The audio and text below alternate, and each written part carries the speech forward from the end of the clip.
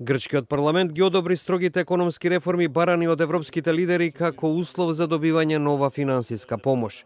Законот со кој се воведуваат зголемување на даноците и реформи во пензискиот систем, како и други мерки, беше усвоен со 229 гласа за и 54 против во парламентот кој има 300 места.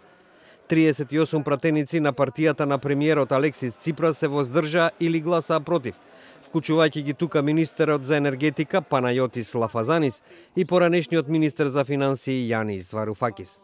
Ципрас изјави дека Грција немала друг избор од прифаќање на тешките услови од кредиторите. Имавме многу специфичен избор.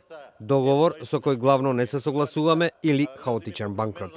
Не верувам дека мерките ќе помогнат на грчката економија, но отворено ви кажувам дека мора да ги спроведеме, изјави тој, пошто доби огромен аплауз од поголемиот дел од неговите сопартици. Сепак дел од нив пакетот реформи го оценија како уцена. Екс-министерот Варуфакис, кој не гласаше против, туку само ја напушти салата, оцени дека пакетот представува нов Версајски договор. Станува збор за договор со кој од Германија се бара огромни репарации по нејзиниот пораз во Првата светска војна. Ο εκβιασμός στον οποίο αναφερθήκατε θεωρείτε ότι είναι πραγματικός ή πλαστός? Дали сметате дека ова, како што велите, уцена е вистинска или измислена? Ако мислите дека е измислена, тогаш јас сум отворен за алтернативни опции за да одиме напред. Но, ако верувате дека е вистинска, тогаш не постои друга опција од она сите ние да го споделиме товарот на одговорноста, рече Ципрас.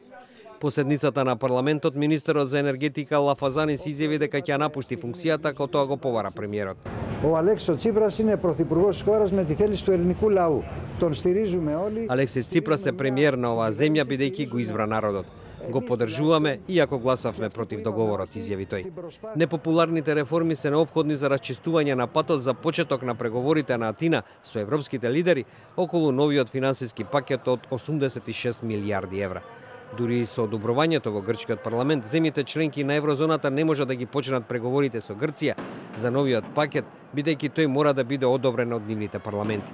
Ако договорот биде прифатен, земјите од еврозоната треба да обезбедат меѓу 40 и 50 милијарди евра. Преостанатата сума треба да дојде од Меѓународниот монетарен фонд, како и од продавање на грчкиот државен имот и од финансиските пазари. За време на расправата во парламентот, илјадници луѓе демонстрираа против новите мерки за штедење. При тоа дојде и до судири со полицијата.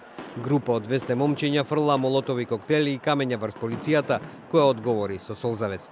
Десетина од нив беа приведени.